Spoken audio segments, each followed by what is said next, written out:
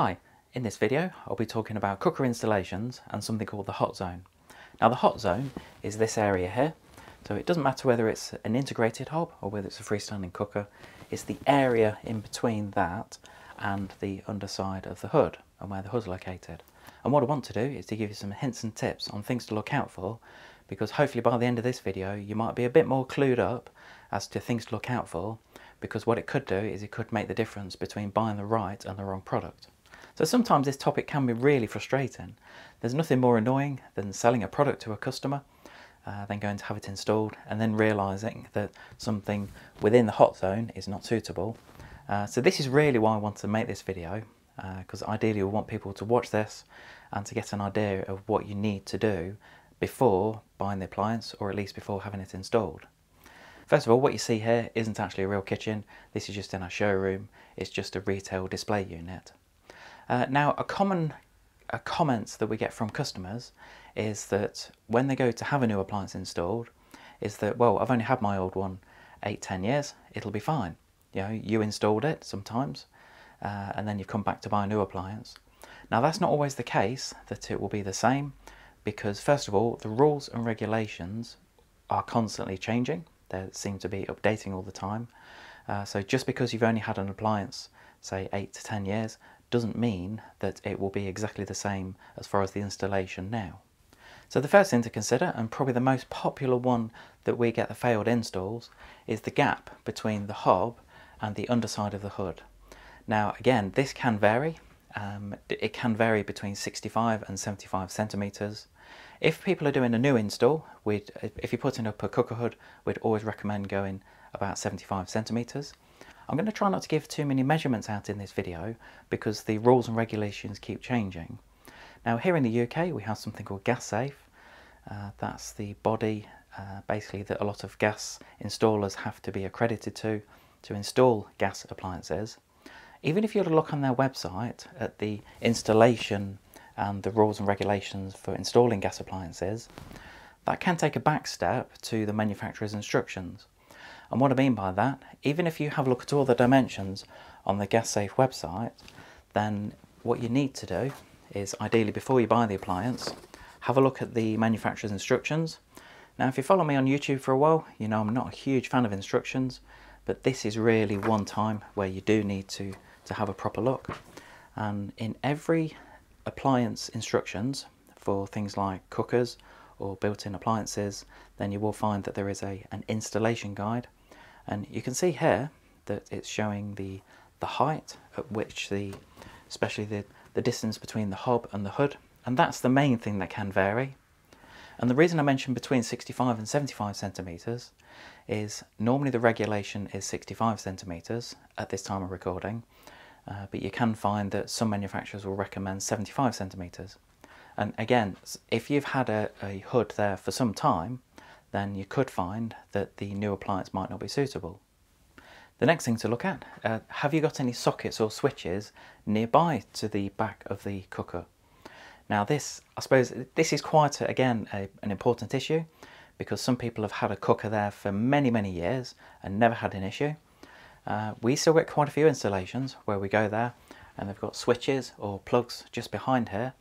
Now nowadays that would be considered pretty dangerous. We did have an installation the other day where a customer's got a kettle sat just to the right hand side, and they've got plug sockets here and they've got the lead trailing across here.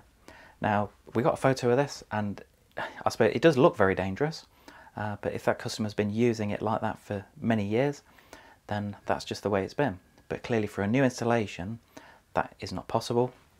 Within the hot zone area you can't have any sockets or switches, anything like that, and there is normally a gap down this side as well. It does vary, so at this time of recording it's around 9 centimetres, extending from the side of the hob, but again that can change, and just have a look in the manufacturer's instructions.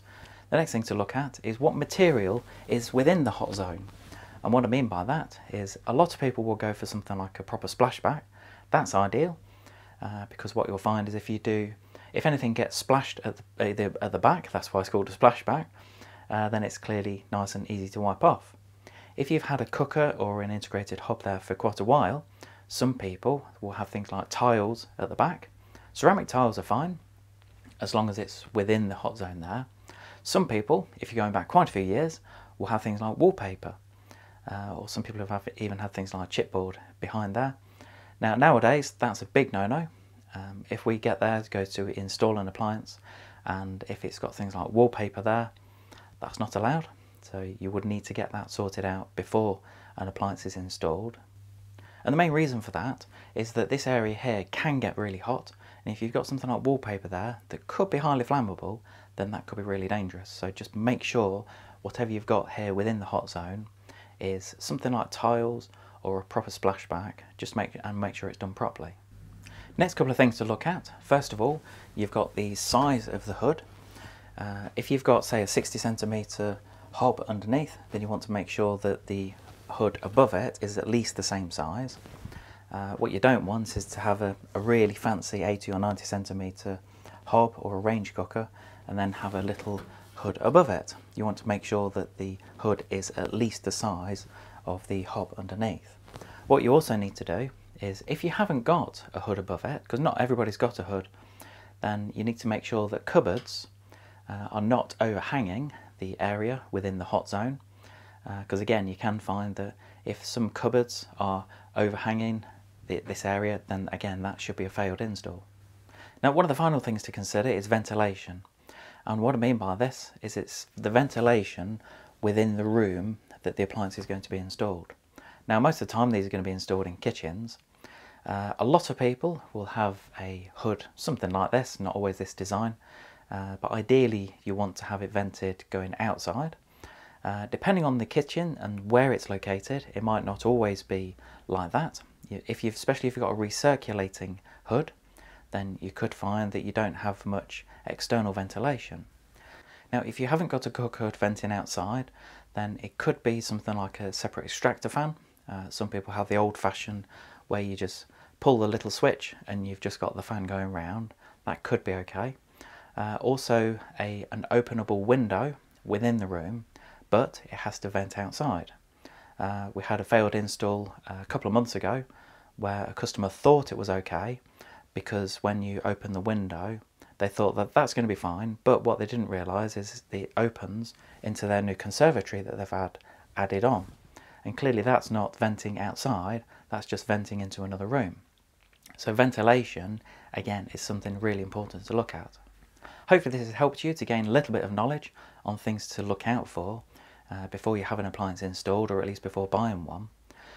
Really what I wanted to do was to cover the main areas, things like the hot zone, I suppose what it's about, things like the material behind the cooker, where the plug sockets are located. You've got the material behind here, so you can't have wallpaper, and also the height of the cooker hood against the hob. So they're the main things to look at. There will always be other things. We're finding almost on a weekly basis there's always something else to add to the list of things, but they're the main things to look at anyway. I hope you enjoyed this quick video on the areas that I've covered within the hot zone. All I'd normally say is please subscribe to my YouTube channel. Just give us a quick thumbs up, leave any comments below. I'd always ask for comments, whether it's good or bad, about the video, what you thought about it. If there are things that I could have mentioned or I should have mentioned, then again just leave it in the comments. And if you have got any questions, because I assume that I'll get quite a few questions on this video, then just pop it in the comments and I'll get back to you. Thanks for watching.